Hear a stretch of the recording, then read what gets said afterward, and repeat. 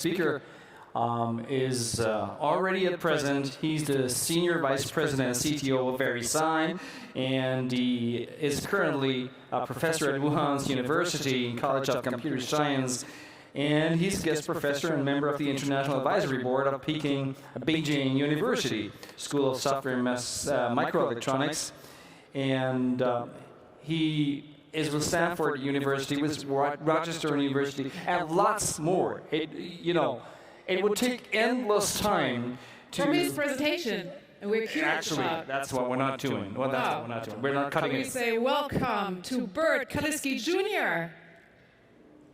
Burt, are you here? Very much. Yes, I am. Oh, there you are. Very much. Burt, like what we just said was that you are, well, worldwide. Your activities are worldwide. Where are you right now at this moment? Right now, I'm based outside Washington, D.C., near Verisign's headquarters. And you're correct, there have been a number of activities I've done over the years. My focus has been on Verisign for quite a while, and what I'm privileged to talk about today is some work that our Executive Vice President and Chief Security Officer, Danny McPherson, has been sponsoring and pursuing on routing system security. You can read more about it in his blog. Okay. Burt, what I'll be sharing with you is some of the highlights of this from an internet infrastructure perspective. Okay. Thank you so much, Burt. It's all yours. It's your stage. Virtual stage. Virtual stage. Good luck. Thank you. So let me get started. Thanks.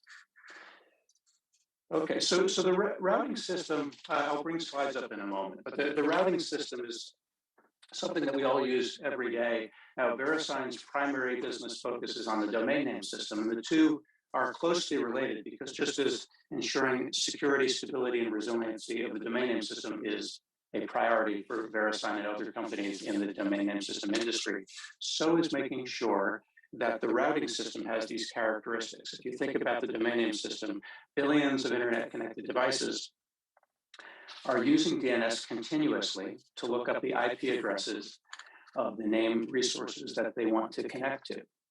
And once a device has the resource's address, it can then communicate with the resource using the internet's routing system. Now, DNS depends on the internet's routing system for its communications. And so routing security is vital to DNS security as well. How do you connect to your DNS server? And then once you have your answer, how do you connect to the resource with the address you've been given? But let's take a step back. Let's understand what the internet is. The internet is a loosely interconnected network of networks. You have a network in your home, you have a network in your business, you have an internet service provider, you have all kinds of cloud systems that are interconnected. And those systems connect through protocols that have been standardized for a long time and involve devices that are identified by IP addresses.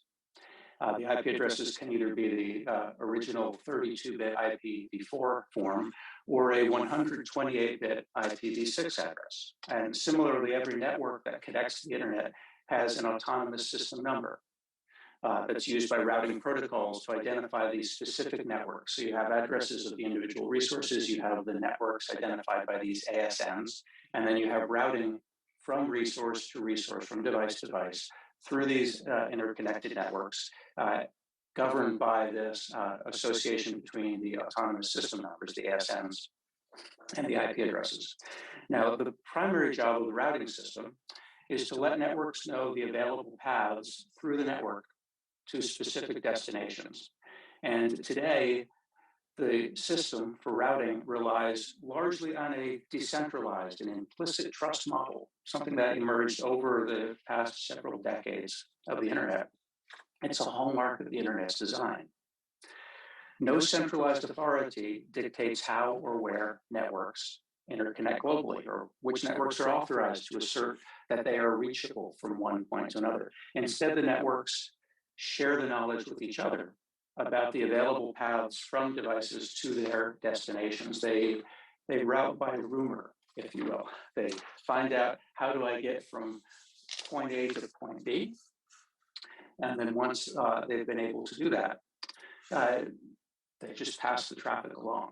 That has scaled remarkably well for decades now. And I think that the reason that it's been so effective is simply this.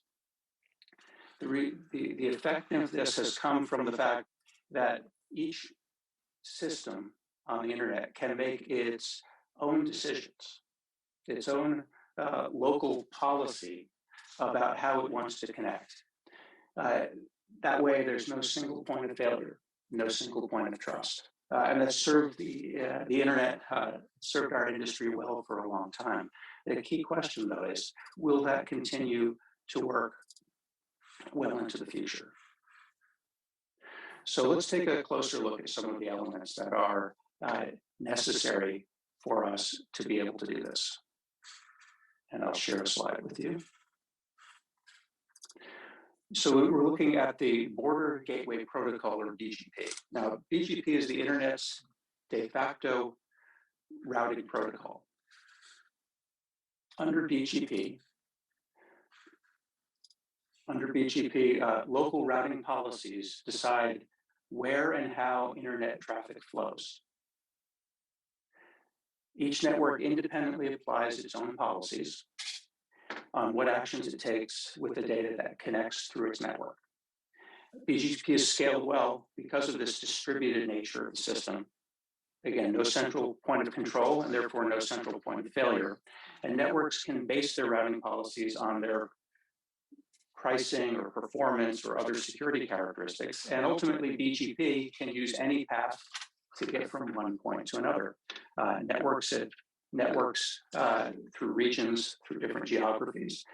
Those routes might depend on personal decisions by network administrators, informal assessments of technical and even individual reliability. The diagram on the right-hand side shows the growth in the number of routes through the internet. That's the size of the internet's routing table. Now, that's not the number of devices. It's not the number of IP addresses. It's simply the number of overall routes in the system that are maintained network to network, the number of prefixes, if you will, prefixes governing a large set of IP addresses. And that's grown over 21 years from 100,000 to 850,000. And the internet routing system depends on the accuracy and availability of this information. Do you have the addresses and do you know how to get from point A to point B? And there are two significant security threats that have emerged over the years. One is a route hijack. That's where internet traffic is rerouted to an unintended destination.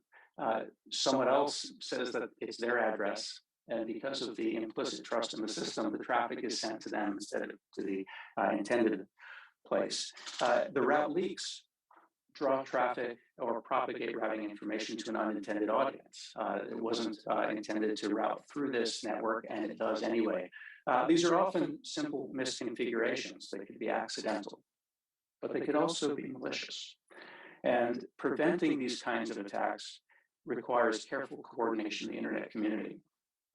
Some of the online resources that study this information report that there are millions of these events, many minor issues that take place where traffic is moving where it shouldn't be. But there have been 15 major events based on a review of published articles. And Verisign's analysis shows typically 2, 3, maybe 4 a year of these major events lasting on average about 2 hours. One of the prominent ones is here in the lower left, where someone's cryptocurrency wallet was hacked because traffic was redirected to a different destination. So it's important to have some way of validating the integrity of the routing information. But if you validate something, you have to have a source of trust. And to have a source of trust goes against the decentralized or distributed model that has led to the autonomous operations of BGP and the routing system. So if we're looking to have an improvement in the system, we need to be careful how that improvement is designed to maintain the availability and reliability of the system. And one of the recent developments that's helped in this area is the resource public infrastructure.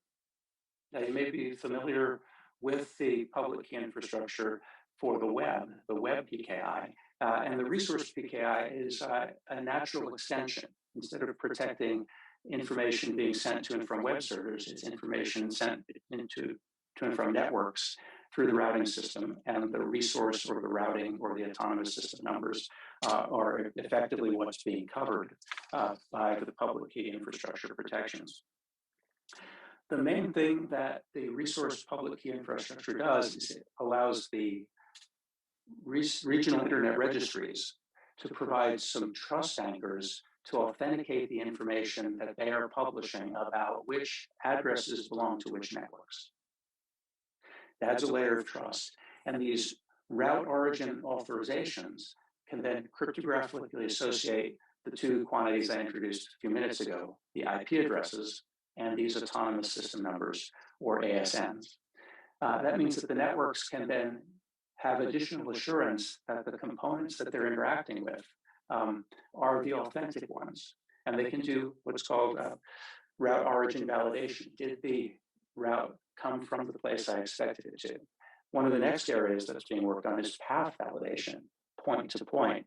Can I be sure that the connections are put together in the right place?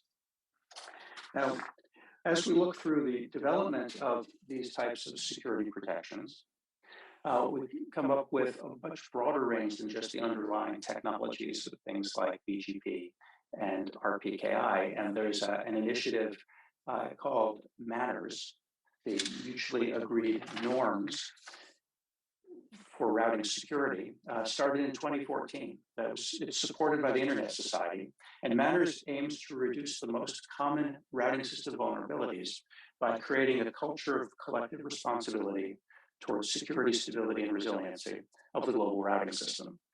Manners makes a number of recommendations to network operators and other participants to adopt these techniques to make the routing system more reliable, coordination among parties, global validation of routes and routing information, preventing spoofing, where someone claims to have an address that's not there, and then filtering traffic carefully to maintain the integrity of the system. And the Manners initiative has been gaining good traction, as shown here. 162 new participants in 2021, a total of 750 participants, global basis. And this coordination effort has been instrumental in building a culture of trust.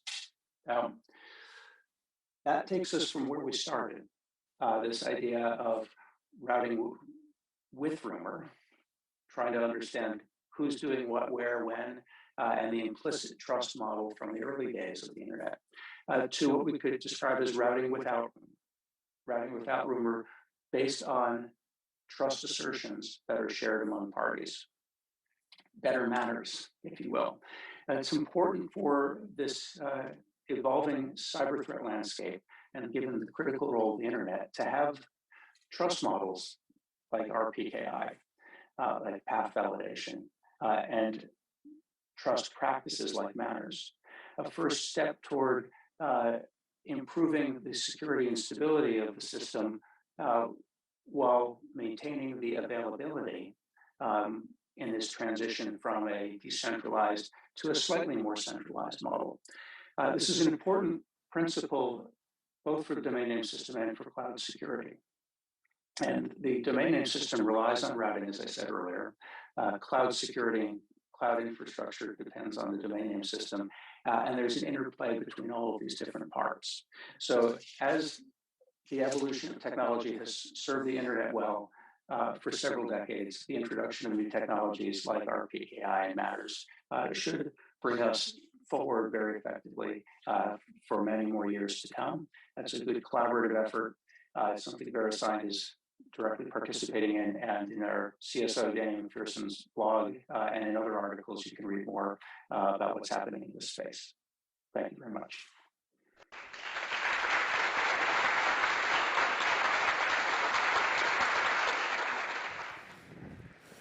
Thank you so much, Burt Kaliski, for this presentation. It would have been lovely to have you here. When was your last live event you joined? I was visiting family this past weekend. I look forward to getting back out in conferences, but one of the nice things is the ability to address people all over the world in a remote way as well. So if I don't get to meet you in face-to-face this time, I'll look forward to either a remote or in-person connection another time. Yeah, next time in person, though it's great we have all this technology. Definitely. We have you with us today anyways. Any questions from your side? No, Claudia. No, I'm speechless. Great presentation. Speechless. We rely on Verisign to still connect online with reliability and confidence anytime and anywhere. Thank you so much, Burt. Burt, thank you so much. See you around.